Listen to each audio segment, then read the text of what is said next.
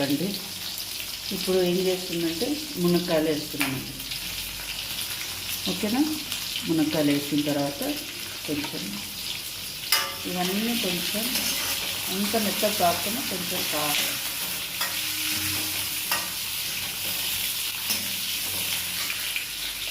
దాంతోపాటు టమాటో.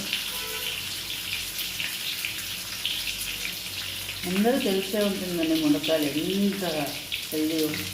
మునక్కాయలు calcium, బోన్స్కి problem రాకుండా వస్తుందంటండి. అందరికి చాలా హెల్ప్ చేస్తుంది. అందరు మునక్కాయలు వారానికి ఒక్కసారి 2 సార్లు తినకాలి. ఇంకా మంచి మునక్కాయలు ఆకులు. ఓకేనా? ఇవన్నీ వేసిన తర్వాత ఏం చేయాలంటే కొంచెం పప్పులో వేసానండి. ఇంకా కొంచెం మీరు రుచికి తగినంతే కారం,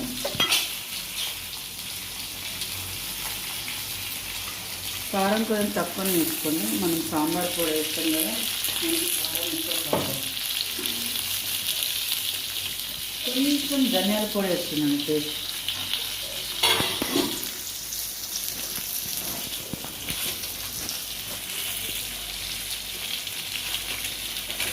తర్వాత కొంచెం సాంబార్ పౌడర్ చూడండి.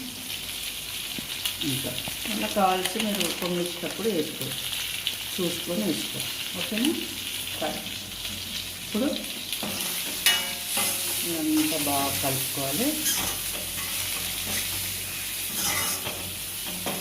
ఇంకా మనము డైరెక్ట్గా చింతపండు రసం పోసేస్తున్నాము. మనము మామూలుగా చింతపండు రసం వేసి ఇందులో వేస్తే ఏంటంటే మన మంచి టేస్ట్ కూరగాయలకు పడుతుంది అలా. ఓకేనా? చింతపండు రసం రెడీ పెట్టుకున్నాం కదా, దాన్ని తీసుకు దాని రసం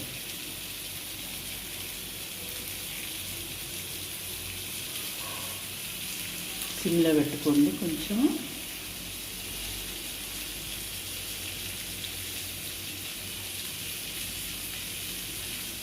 నిమ్మకాయ రసం చూడండి, దీంట్లో వేసేస్తే మంచిగా పుల్లదనం అంతా సాంబార్ మంచిగా ఉంటుంది.